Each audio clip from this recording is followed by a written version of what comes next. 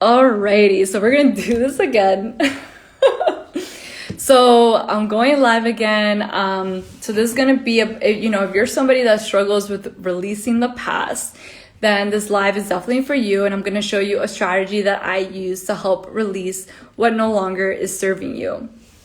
Now the thing is, like, you have to realize, like, if you are somebody that constantly keeps, maybe holding on to the past or keep reliving certain situations, it's not your fault, and don't feel bad about it, because it happens to all of us. It happens to the best of us. And even when we have, released certain things still come up. So it's a process of healing and everything. So I want you to first understand that. Because I know most of us want to feel light and free, and we just get frustrated when we're constantly like encountering certain situations, because maybe you keep going back to the same toxic person that is not good for you, but you just can't seem to move on. Or maybe you keep reliving toxic relationships that, like, maybe you already let go of the person that you were originally in a toxic relationship with, but then the next person that you are is kind of has like similarities to that toxic relationship. So you're like, why am I constantly attracting these type of people into my life, whether it's friendships or even intimate relationships? Maybe you keep making the same type of income and you're only getting the same type of jobs, and you're like, why can I not like up level? Like, why am I feel stuck here? Or maybe you're somebody that keeps gaining and losing unexpected weight in all the wrong areas. So if these are things that you're realizing that's going on into your life, you are probably somebody that's constantly reliving in the past and constantly replaying the past. And I want you to know that, like I said in the beginning, you're not alone if you are struggling with this, because we all do. And for the longest time, when, I don't know if anybody has ever told you this, but in the past, like whenever I've broken up with somebody, or letting go of a certain situation, or a certain situation didn't work out the way that I expected to, or something like that, the advice that many people would give me is time heals all wounds. And that's a very common thing that a lot of people say. Oh, time heals all wounds. You're going to be just fine, or whatever. And it makes you feel like, when people say that, it's just kind of like, thanks, but no thanks. That was not helpful, And back in the day, like, that's all I knew. All I knew was that, okay, well, eventually I'll get over it. Eventually I'll let go of it. But, that eventually, or whatever, that process, it can be very long, and it can be very like depressing. And so there's strategies that you can do now to help kind of speed up the process, and so it doesn't feel like it takes forever, and it's not so harsh or whatever. And so a lot of the times, when you're reliving the past and everything, back then I never really identified myself as an empath, because I didn't really know that there was a name for it. But I could definitely say that I was an overgiver or a people pleaser. I was just somebody that had a big heart and would just go above and beyond for people. And so, you're just the type of person that you would accommodate for other people. You struggled probably to speak up, and you didn't really want to like create any issues or like ruffle any feathers or anything like that. And you did what's best for everybody else, but pretty much neglected yourself. And so when nothing was being reciprocated to you, like, if you were in a toxic environment, or if you were in a toxic relationship or whatnot, or you kept hitting this roadblock of like, you're not losing the right weight, or you're not gaining the right weight, or you're not getting the right job, or you're not making the money that you feel like you should be making, but it's just not coming into fruition, you start to really feel like you're not enough. You start to really feel like you're not worthy. You start to really feel like you're not capable. And so, and those feelings suck, especially when you're constantly reliving the past over and over and over again. This feeling of not feeling enough, of not feeling worthy, of not feeling capable starts to become like embedded. And that's, and that's what would happen to me in the past. Like I would allow these circumstances to define who I was, to define my worth. And so I would end up in this like I would be stuck in this like endless loop, and I would feel like how do I get out of this? How?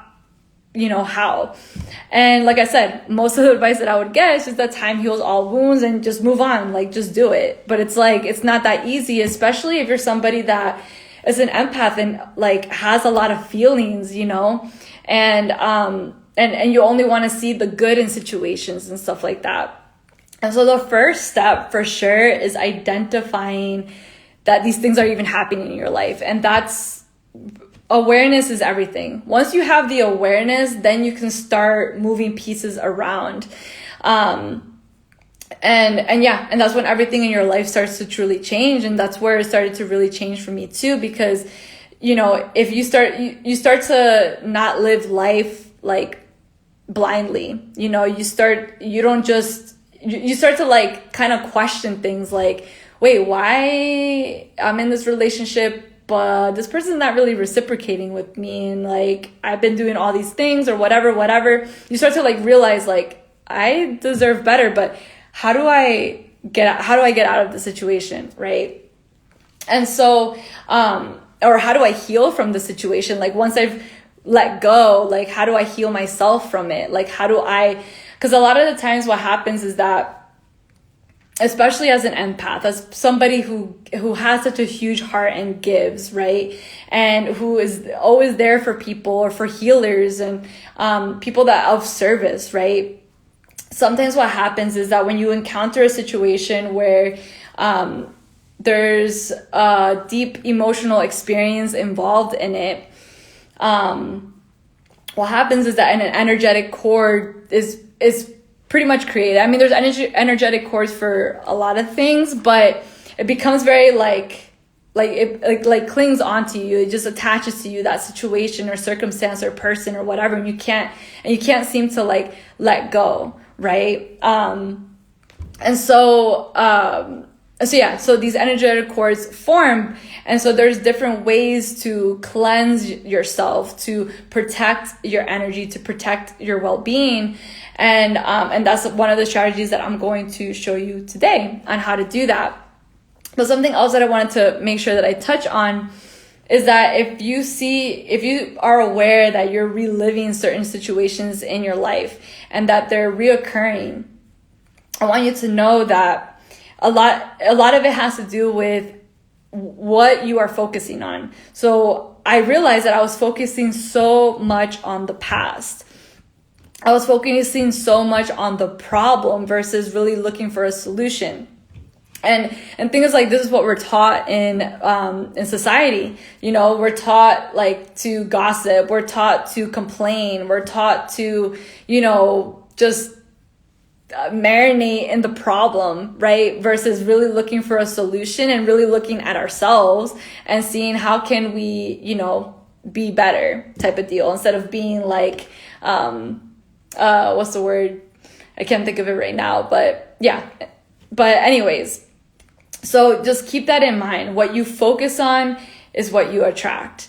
So where you put your attention on, where your attention goes is where energy flows, right? And you become a magnet for that. The thing is, like, you don't necessarily always realize it.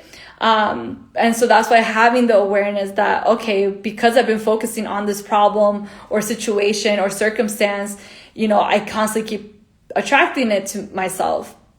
And it could be that maybe you do get fired or you do leave that job or you leave that relationship or whatever. But if you're constantly like thinking about it and feeling like you're not worthy, you're not enough or not capable, then you're going to attract somebody who's, can take advantage of that. And so that's why it's important to realize like you are the creator of your own reality and you do have control of that. And it's about doing these little practices that can go a long way in protecting your energy and helping yourself release anything that just doesn't serve you anymore. So let's go into the little ritual that I like to do. Now, I know like in the last video that I did for the live about like 5 ways to recharge your energy, I did have it was like number 2 with energy cords, and on there I showed like I think 2 examples of how you can cleanse your aura and like cut those energy cords, but this one's going to be a little bit different. And so this process, what you're going to need is a bowl, some fire, and then a piece of paper. You can have a journal too if you like. So this is kind of like a visualization practice, but I kind of like added a couple other things to it because I'm a very like hands-on person, and I like to visually see things happen. Everybody's a different learner, but that's just how I am. And a lot of times with visualization, like for example, when meditating and stuff, I don't always necessarily see imagery. Some people do, some people don't. And for the longest time, I thought I was like the odd one out, and and I thought that I was like broken. I was like, why can't I visualize anything? But then I realized that I'm not the only one in the world that can't. Everyone is different in their own way, and that's why it's important to find what works for you. So basically what this visualization practice is releasing what no longer serves you. And so what you want to do is you want to get a notebook or a journal or a diary, however you want to call it. And in that journal, what you're going to write down is all the different layers. How do I say it? Basically all the things that you identify with. So for example, like what I personally did today with the things that I was releasing was just old inner child stuff, like things from my childhood that was embedded in my mind. Like, what are the things that I used to think defined me? And so, for example, like I used to identify as being shy. Like I was always like, oh yeah, I'm the shy one, I'm the quiet one, I don't talk. And even when I would go to like visit family or whatever, people would always identify me as like, oh yeah, she's very quiet, es bien callada or whatever. She just likes to be quiet and sit around or whatnot. And so I would always like, that's what I would believe, that's what I was. Or for example, another deeper one I would say was with my curly hair. My hair used to never look like this. All right, let's just put that out there. When I was a kid, I had no idea how to fix my hair at all. And back then, I mean, there wasn't really that many things out there, like, to be honest with you, like to teach anybody to take care of their curly hair. There wasn't much stuff out there, to be honest, until very recently, and thank God, because that's how I fixed or covered my hair. But back then with curly hair, I always viewed it as ugly because I never knew how to fix it. It was always like frizzy or too puffy, like just disorganized, and I didn't like it. And I would always see like, the girls that had the straight hair in school, like getting more attention, and they just seemed so much like well put together. And I was just like, I want to be like that. I want to feel desirable. I want to feel loved. I want people to compliment on my hair and not make fun of my hair, because that would happen to me at school too. Like people would call me fuzzball or four eyes because I also wore glasses. And so when I was a kid, I really thought I was ugly. For the longest time, I thought I was ugly. Like I did not like taking pictures. I thought I looked ugly in pictures. I didn't like seeing myself in the mirror.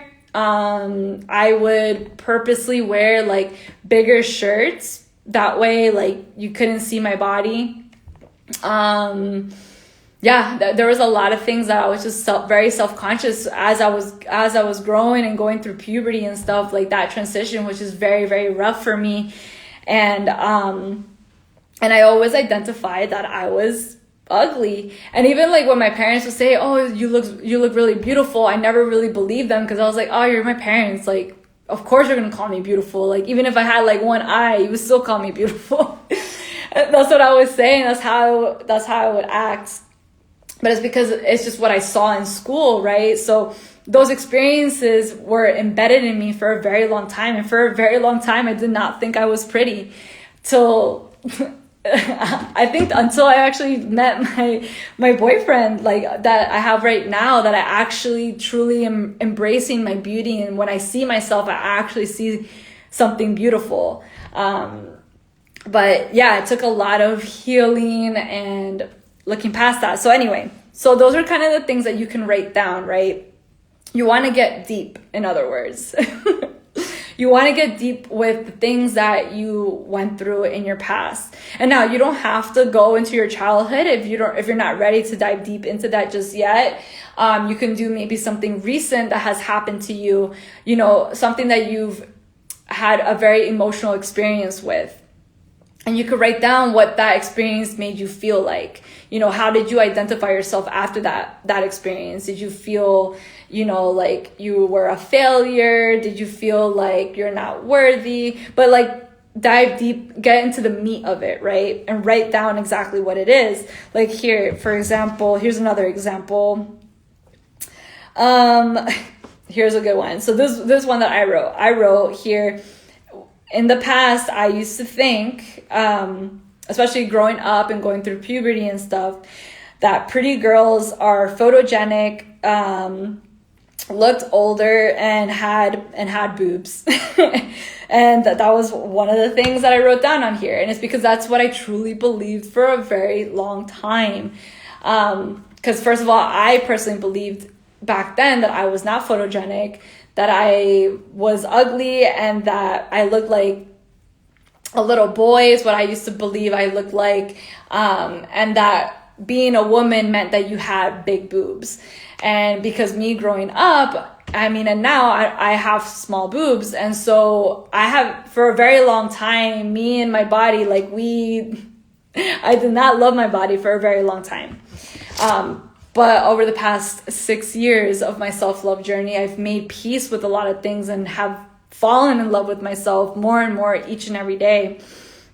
But it's because through these practices, you have to understand, like, when you're doing these practices, it's not about just doing it once and then being like, all right, cool, I'm healed, I'm good to go, I don't have to ever face this ever again. Like, no. I wish it was that easy.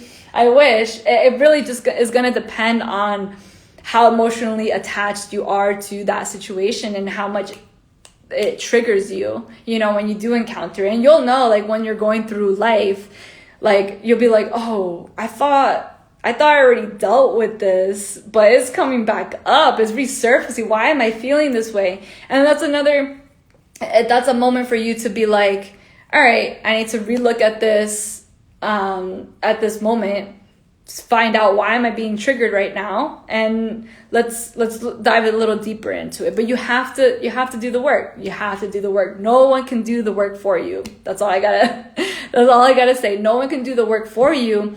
You can receive guidance, like what I do with my clients and stuff like that. You'll receive guidance on strategies and tips and tools that you can use to help you through it. But at the end of the day, you got to do the work. At the end of the day. Drinking some Celsius. This is not an ad. It's my favorite energy drink. But anyways, and so you want to write down whatever it is on paper, and it could be like, it doesn't have to be, a whole page like I did. I did like 2 pages. It could be just a couple bullet points just to get you started, okay? But I want you to take the moment to do that. Once you do that, then you can do kind of like a visual, a little bit more of a visual thing. So what I ended up doing is, because what you want to do is you really want to dive deeper into your inner child. It's your inner child that just wants to feel loved and seen and heard. So when you're having these triggers in your life, your inner child just wants to be seen and heard and understood. So when you suppress yourself, you're literally just suppressing the kid in you, okay? Excuse me.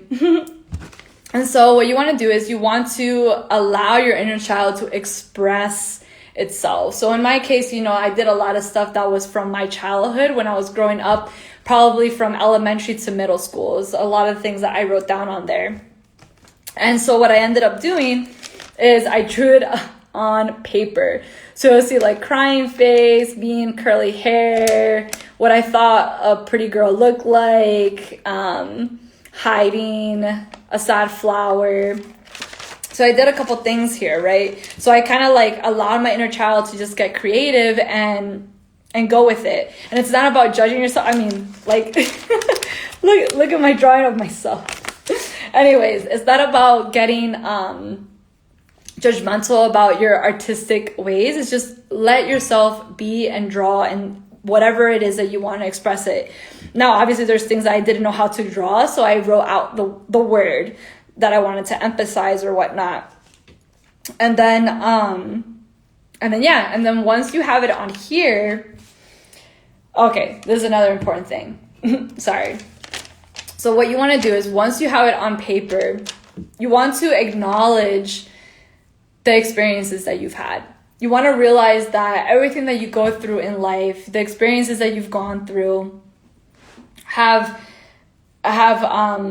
helped you become the person that you are today. You know, if anything, through all your experiences and struggles that you go through, you know, it has made you stronger. You're still here, okay? You got through it no matter what. Even though in the moment you obviously feel like it sucks, like it just sucks going through it, but you've made it through a lot of moments. And this is something that's gonna make you realize too when you're writing these things down and be like, damn, I can't believe I went through this one time.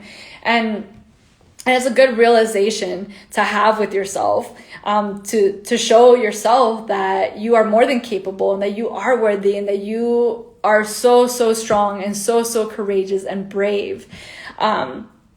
And you're still here today because you have a purpose. And so it's time to heal these things and release these things so you can up-level your life, so you can up-level and expand yourself. And so when you're healing these things, that's what you're helping yourself do. Like if you want your life to be better, then these are strategies that you want to use. And so, so once you have it on the piece of paper, basically what you want to do is you want to make peace with it. You want to forgive yourself and you want to forgive your parents too, depending on the situation. So this one was for my childhood. And so something that I would say is, you know, out loud, or you could write it down, is I make peace with my past. I forgive my parents. They did the best that they could. I forgive myself because I did the best that I could. I accept myself as I am now. And I am ready to release what no longer serves me. Doesn't have to be anything complicated. And it's about understanding that, you know, the things that have gone through in your life in the past, sometimes we have a tendency to like bash ourselves and be like, oh, I can't believe I was an idiot. It's like, you have to understand you did the best that you could with the knowledge that you had at that time. Now you have more knowledge. You have more tools under your belt that you can now use to help release those old experiences. And same with your parents. I mean, there's no rule book on how to raise kids. You know, my parents were loving and sometimes very overprotective. And then there's other parents that are, you know, abusive. And there's, at the end of the day, like our parents always do the best that they could with the knowledge that they had and the healing that they've also had. Like you have to understand, they haven't gone through their own healing. They're going to repeat certain things from their lives. And so it's up to us who's awakening during this time. If you're watching this video, you're definitely like awakening. And it's up to us to start to heal that, start to end that cycle of reliving the past over and over and over again. So and then once you've acknowledged it, once you have said the little affirmation thing that I just said, you want to show gratitude for it. You want to, you know, be grateful that I know that it may be tough experiences. Trust me, I've gone through stuff that people don't even know about. And at the end of the day, it makes you stronger. At the end of the day, you got through it and you're here now, and it's time to speak your truth. It's time to, you know, help others then. Like if you went through it, then you know that you went through it because you're going to heal from it and you're going to help somebody else who maybe is going through it now. So just realize that there's a bigger purpose, there's a bigger picture of it all.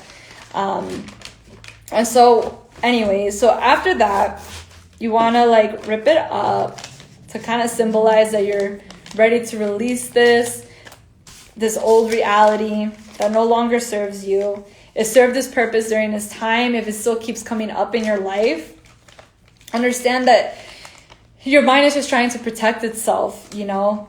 It's afraid that for you to release it, you actually become addicted to your past. And that's why you keep reliving it, because it kind of like, I don't know, you kind of get comfortable in a sense. And so you're constantly reliving it. And you become addicted to this. Like, you know how I said it becomes, sorry, I'm getting tongue twisted. You know how I said you get comfortable with it? Well, it's kind of like it becomes your comfort zone, even though it's painful, but it becomes what you know. You know, it's already very predictable. You understand what I'm saying? Like, it's a predictable thing, and so you become addicted to it, and you allow it into your life more and more, because it's just, you already know what to kind of expect, even though you maybe consciously are like, that's not what I expected, that's not what I wanted, but unconsciously, like, you already knew that was going to happen. And so it's about, and that's the thing, like, if it's an addiction, right, just like any addiction, you have to go through a process to heal from the wounds that it created, so you can move past it. And so next time you do encounter that past into your current reality, then you could be like, oh, you're not for me. Whatever the situation is, whether it's a person, place, or thing, you're not for me. I'm good. I move on. Maybe you served me in my past, you helped me heal, but you don't deserve me now, type of deal. Then you're going to get the paper, and then with the fire, you're going to go ahead and burn it. Just like that.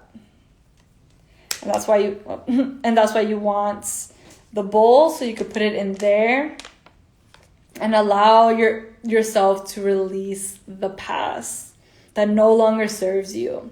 Okay? Go ahead and do it. The other one. And you can watch it. You know, just watching fire burn, whether it's through paper. Dang, look at that. It's releasing. Wow. Yeah, it's really interesting watching fire burn. That's dope.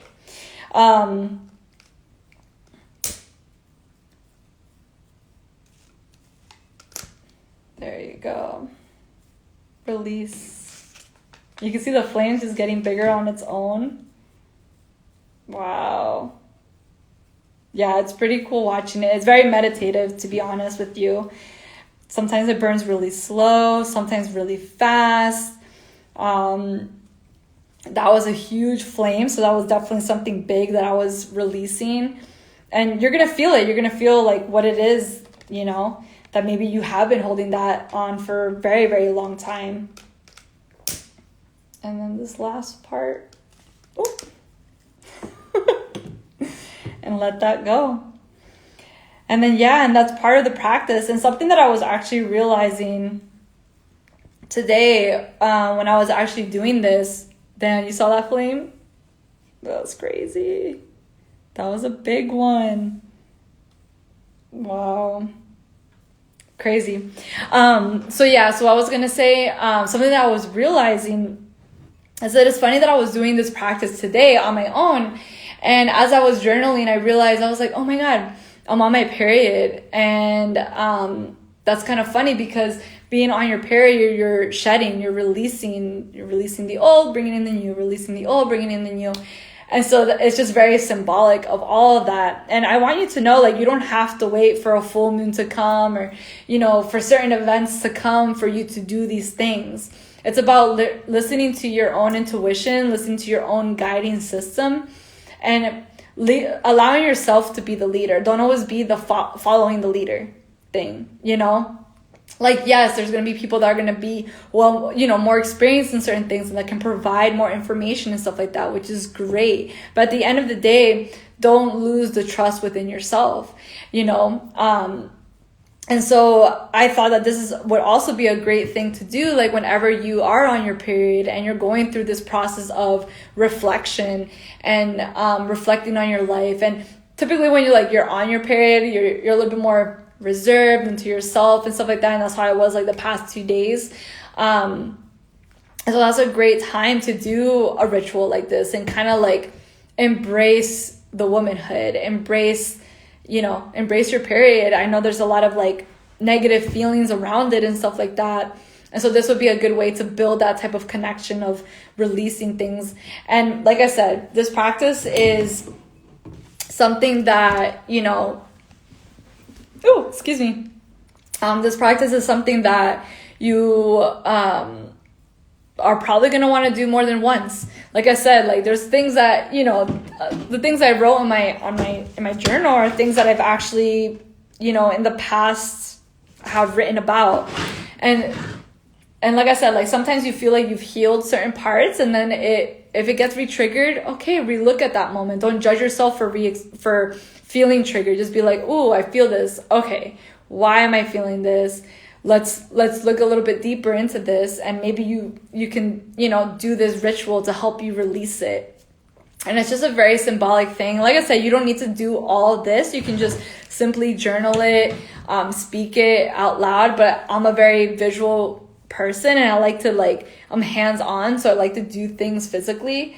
And this is a great strategy to practice that. It's very, very honestly, that was very soothing. Like I felt like, that's how I felt. I just felt like, wow, that felt really good to do that. Even though I've looked at these things in the past, but it was just good to revisit it and just do this, because I never did this method with those specific thoughts that I wrote on there. So that is the ritual that I wanted to share in regards to releasing what no longer serves you. And if you're somebody that struggles with releasing the past, then definitely this strategy is going to help you. And if you have any questions, or if you want to learn another strategy, you definitely want to watch my other video where I put 5 ways to recharge your energy. And on there, on number 2 that I list on there, cutting cords is another way to help you with releasing things that no longer serve you. So I hope you enjoyed this live that I redid, because the first one, oh my goodness. And later on today, I'm going to be talking about my magnetically aligned empath blueprint.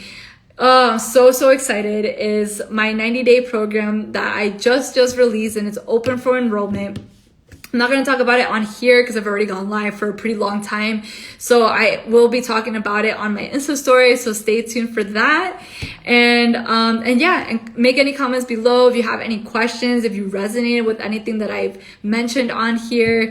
And thank you for the love. And I hope you have an amazing, amazing weekend.